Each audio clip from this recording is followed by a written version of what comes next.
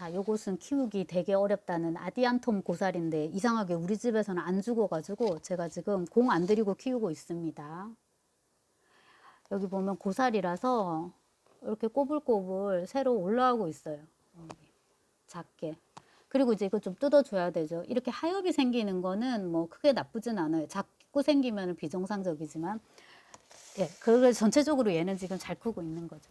자, 나타샤 얘기를 할 건데, 작가가 나름 이거는 내가 좀 잘 성공한 캐릭터다라고 이제 생각을 했을 법한데요. 나타샤는 되게 이제 그 맹목적으로 알료사를 사랑한 거잖아요.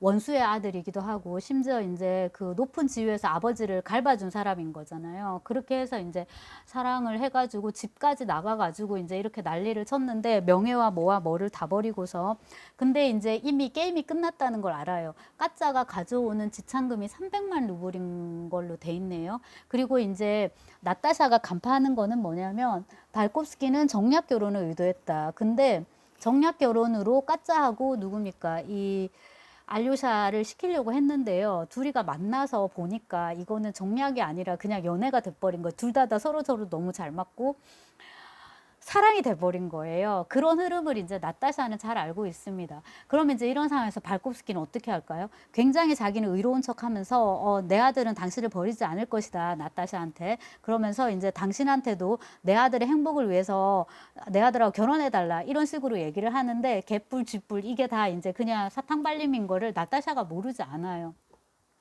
그게 명민한 걸로 나옵니다. 그럼에도 불구하고 하지만 이 모든 것을 알면서도 당신을 더더욱 완전히 미치도록 사랑한다면 어떻게 해야 할까요? 하면서 막 절규하고 지금까지 가슴속에 하나둘 쌓았던 막 울분을 토로하는 장면이 있는데 이 부분 너무 연극적이고 그러고서 이제 그 너무 유감스럽다고 발콥스키가 이제 시아버지 뻘 되는 거죠. 발콥스키가 뭐예요? 위로를 하니까 처녀하냐 모욕하는 것이 뭐 그리 대수겠어요. 아버지에게 버림받고 도망친 불쌍한 여자, 의지할 데도 없고 자신을 더럽힌 비도덕적인 존재인걸요 하면서 막 이렇게 목청껏 외치는데 드디어 이제 도스토옙스키적 그런 이제 대사들이 나오는 거죠. 저는 그런 여자예요. 저는 모욕받고 상처받고 아니 뭘 그렇게 큰 모욕을 받고 뭘 그렇게 상처를 입었다고 그리고 뭐 그런 일이 있으면 행복하면 안 돼요?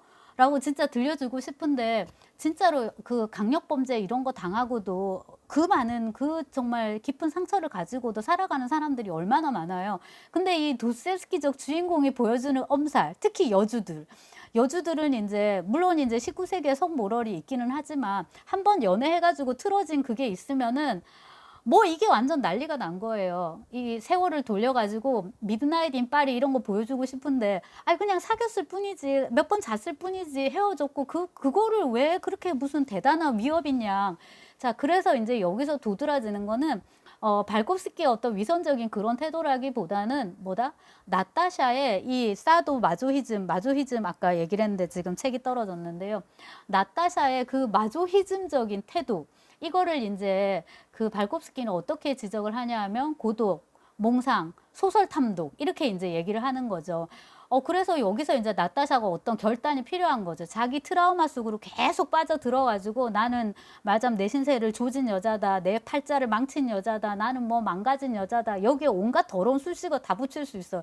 그런 식으로 가서 계속 자기 인생을 이렇게 베베베베 꼬우면서 막 망가뜨릴지 아니면 이제라도 정신 차리고 좀 멀쩡한 쪽으로 예, 전향적인 방향으로 갈지 그 다음에 이제 여기서 잠깐 이제 까짜를 보면은 이 까짜가 되게 맹한 애로 나오는데 실제로 소설 속에 등장한 모습을 보면은 그렇게까지 맹하지 않아요. 그래서 그렇게 얘기를 하죠. 화자한테 그 바냐한테 발콥스키하고 같이 이제 그 백작부인 집을 찾아가서 이 까짜를 만나게 되는데요. 뭐 예쁘고 그건 뭐 당연하고요. 되게 사랑스럽고 명랑하고 이런 캐릭터인데 딱 봐도 알료샤랑 잘 어울린다. 나타샤보다는 그 다음에 또 하나가 바냐하고 이제 대화를 하면서 나는 저 어른들이 내 엄마랑 저 아저씨가 저 아빠 알료샤의 아버지가 우리를 돈 때문에 이렇게 엮으려는 거 알고 있다. 하지만 그거하고 별개로 나는 이 남자를 진짜 사랑한다 이렇게 얘기를 하죠. 저들은 우리를 어린애 취급하지만 정말로 어린애 같은 건 누구다? 바로 저들이다.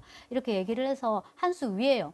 근데 이제 도스토옙스키가 이 카테리나 표도로브나의 비중을 조금 더 높일 수 있었으면 그 다음에 이제 플롯이죠. 구성적으로 좀 더 잘 쓸 수 있었으면은 이 소설이 좀 더 괜찮아졌을 건데, 작가가 지금 이게 힘이 붙여요. 딱 봐도 힘이 붙이고, 이게 발표 61년, 그러니까 만 40세지만 사실 30대 후반에 쓴 거잖아요. 그리고 지금 이렇게 큰 작품을 시도해 본 적이 없고, 그래서 아직까지는 낮은 단계에 있다고 생각이 되고요. 그 다음에 이제 제가 연구자가 아니라 네, 비교할 감은 안 되지만 저도 좋은 소설을 쓰고 싶은 그 입장에서 말을 하자면은 이런 식의 소설을 쓰지 않고 더 좋은 소설로 나아가는 거는 순간적인 비약은 불가능하다라는 거예요. 꾸준히 단계를 밟아가면서 이런 것도 써보고 저런 것도 써보고 하면서 이제 더 좋은 소설을 쓰게 되는 건데, 이런 식의 연애서사, 몇 겹의 연애서사로 성공한 도스옙스키의 작품은 백치입니다. 그래서 백치를 보면 나사샤 필리포브나 여성 캐릭터도 굉장히 세고요. 아까 말씀드린 이제 그런 거죠. 자기 트라우마에 이제 몰입해갖고 그거를 끝간대까지 밀고 가는 그런 이제 스스로를 비극의 주인공으로 만들지 않으면 미치는 이제 그런 캐릭터가 하나 나오고요. 또 하나가 이제 아글라야인데요. 염적인데요. 아글라야는 아글라야대로 성공한 캐릭터예요. 예쁘고 사랑스럽고 그러면서 고집도 있고 변덕도 있고, 물론 이제 도스옙스키가 그리기에는 나사샤 필리포브나가 조금 더 쉬웠을 거예요. 아글라야는 조금 더 힘들고, 일단은 귀족 아가씨를 자기가 잘 그릴 수가 없죠. 지가 귀족이 아닌데, 자기가 귀족의 생활상을 모르는데 어떻게 정말 세상 고생 모르고 이렇게 손에 물 안 묻히고 앞으로도 그렇게 살아갈 그런 캐릭터를 잘 그리지 못하죠. 그건 이제 도스옙스키 전쟁과 평화의 뭐 나타샤 로스토바나 이런 캐릭터인 거고요. 그거를 이제 감안을 하면은 백치에서는 여성 캐릭터들이 쭉 이제 그 다음에 그 까라마조프가의 형제들에서 까제리나 이바노브나랑 그루셴카 둘 다 투톱 진짜 잘 그리게 되거든요. 여기서는 이제 맹아만 있고 이제 조금 그거는 부족하다 이렇게 볼 수 있을 거고요. 심사평 중에서 왜 자꾸만 후기작만 비교를 하고 여기에 더 집중을 안 하냐고 하는데, 너무 못 써서 더 집중해서 분석할 게 없는 거예요.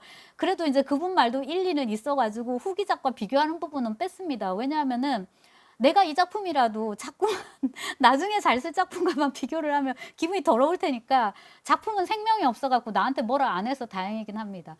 자, 그렇고요. 이제 까짜는 넘어가고, 나타샤의 결단이 중요해지는데요. 나타샤는 결국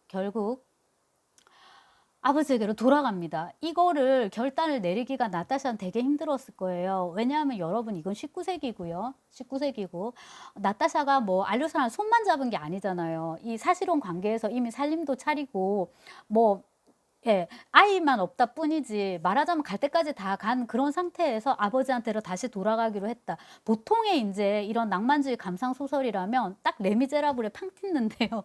그러면 이제 유각인 거예요. 그럼 이제 거기서 태어나는 아이는 누군가요? 꼬제트죠. 그럼 그 아이도 또 불행이 이제 시작이 되고, 그래서 이제 장발장에 나타나가지고 이 팡틴을 되게 낭만적으로 사랑하잖아요. 장발장이. 그 다음에 이제 꼬제트를 바라보는 장발장의 마음은 아버지, 할아버지 같은 그런 시선이었던 것 같고, 그거는 이제 늙은 빅토르 위고의 이제 시선이었겠죠. 아주 그거는 이제 나중 얘기고요. 잘 쓴 소설이죠. 그 레미제라블이. 다시 이쪽으로 와서 그 성모럴이 있고요. 근데 이제 매춘부 그 유곽으로 가지 않고 다시 아버지의 품으로 돌아가기까지 나타샤도 큰 용단을 내렸다. 이게 이제 핵심이고, 그 다음에 아버지가 성격이 되게 괄괄하고, 그 다음에 소송에서 당연하지만 졌어요. 이런 상황인데 아버지를 찾아갑니다. 그 다음에 이 휴메네프 이 어르신도 생각을 해보면 9세대 노인 남자잖아요. 9세대고 늙었고 남자고 그냥 꼰대. 전형적인 이제 꼰대인데, 이 사람이 이제 그 부성애와 자존심 사이에서 고민을 하는 거죠. 유치한 행동도 되게 많이 했어요. 애에 이 사진이 들어있는 메달을 갖고 있었는데 그게 발각이 돼서 열받아가지고 발로 짓밟기도 하고, 뭐 발코프스키한테 시대착오적인 뭡니까 그 결투를 신청하기도 하고 이제 온갖 그런 유치한 짓을 했는데, 이 순간에도 딸을 내칠 수도 있는데 웬걸, 아이고 잘 돌아왔다 내 딸, 얼싸안고 막 포옹하는 장면이 있어요. 그래서 제가 아주 옛날 옛적에 진짜 네, 학부 시절에 이 도스옙스키 수업 들으면서 읽었을 때 이 발코프스키 학대받은 사람들 그 당시 번역으로 읽었을 때 제일 감동했던 부분은 발코프스키가 주점에서 주접 떠는 장면 제일 재밌었고요. 그 다음에 이제 맨 마지막 이 장면, 무슨 일이 있었는지 잘 모르겠는데 딸내미가 이제 아빠한테 와가지고 안기고, 아빠가 사랑하는 내 딸 너무 예쁘다. 네가 비록 마르고 이렇게 혈색이 없고 창백하고 이러긴 하지만 너무 예쁜 내 딸. 남들은 내 딸이 말하자면 뭐 버리고 이랬다고 하지만 소설 속 표현을 쓰면 모욕받고 상처받은 그런 인물이라고 하지만, 우리 아이에게 이렇게 모욕을 주고 우리에게 이렇게 상처를 준 사람들이 의기양양하게 잘 살고 쾌재를 부르든 말든 우리는 아무 상관이 없어. 우리끼리 행복하게 살면 되는 거야. 내 딸 얼굴 한 번 더 보자. 한 번 더 안아보자. 이제 이렇게 감상적인 어떤 화해의 장면으로 끝납니다. 이 부분이 어릴 때 읽을 때 스토리 파악도 제대로 못한 채로 되게 감동이어가지고 나름대로는 이제 그 감동에 대한 빚을 갚느라고 제가 이제 지난 봄부터 시작해갖고 이제 끝이 났네요. 논문을 이제 고치고 있는 그런 상황입니다. 그래서 전체적으로 이 부분은 돌아온 탕아의 이제 그 성경 에피소드를 도스옙스키 식으로 변주를 하는 거죠. 근데 그 감상주의, 낭만주의에 대해서 도스옙스키가 어릴 때 이제 좋아했던 그거를 도스옙스키는 60년대도 사실 그걸 가져가는 거죠. 왜냐하면 톨스토이 소설에서는요, 이런 식의 장면들 잘 없어요. 네. 자, 그렇고 그다음에 이제 이거를 종교적으로 볼 수도 있을 겁니다. 왜냐하면 이제 둘이 이렇게 셋이 넷이 다 화해할 때 넬리가 죽거든요. 그래서 넬리가 이제 주님의 어린 양이죠. 그 희생을 대가로 해서 그 아이가 십자가 메고 다 이제 잘 살게 되는 그런 걸로 이제 볼 수도 있을 것이고요. 전체적으로 굉장히 해피엔딩이 될 수 있는 거예요. 뭐 알료샤도 까짜랑 떠났고 그러면 이제 누구야? 나타샤하고 바냐가 결혼하고 어르신들이 지금 페르민가 어디로 가게 됐거든요. 뭐 일자리가 거기서 생겼든가 이래가지고 거기 가가지고 살아도 되고 따로 살아도 되고 또 바냐는 사실 이분들이 양부모나 다름없기 때문에 결혼해가지고 이렇게 행복하게 살면은 이보다 더한 해피엔딩이 없을 것 같은데 무엇 때문인지 작가는 되게 그 쓸쓸한 그런 걸로 이제 소설을 마감을 합니다. 그래서 이제 마지막에는 제가 작가의 서사 이렇게 해서 이제 결론적인 그런 이제 의미로 살펴보는데 도스옙스키가 이 소설을 쓰면서 제일 먼저 염두에 뒀던 것은 페테르부르크 서사를 한번 써보고 싶다. 가난한 사람들 같은 그런 건데요. 이 소설을 보면은 여기 그 바냐가 가난한 사람들을 쓴 작가인 걸로 나와요. 자, 그리고 아파서 지금 죽어가는 것처럼 나와요.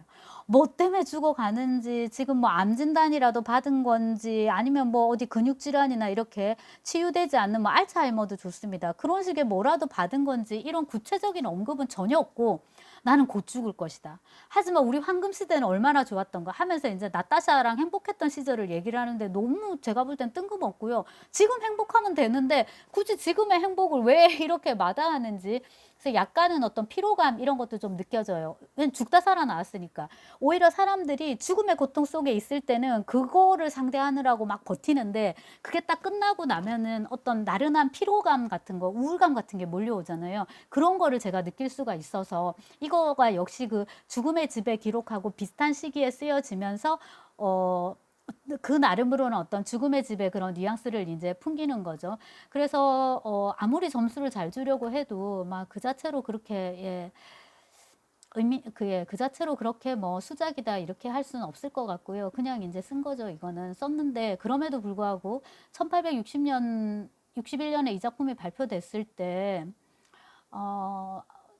그 도브롤리보프라는 비평가가 있습니다. 평론가가 있는데 이 사람이 이제 그 쓴 평문을 보면요. 이 작품에 대해서 미학적 비평 이하의 작품이다. 그러니까 이건 평론할 가치도 없다라고 얘기를 해서 얼핏 보면은 되게 혹평한 것 같은데요.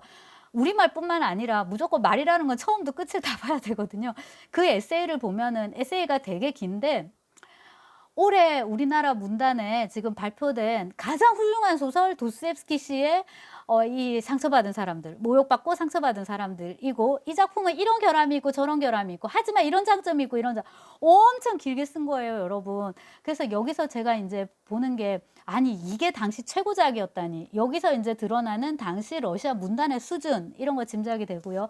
그 다음에 이제 도스옙스키가 죽다 살아왔잖아요. 근데 어머 넌 누구니? 그러지 않고 야 얘가 살아서 돌아왔어. 아 이거 썼어? 우리가 한번 읽어볼게. 그 다음 작품은 뭐 쓸 거야? 너 잘 쓸 수 있어. 다시 한번 써봐.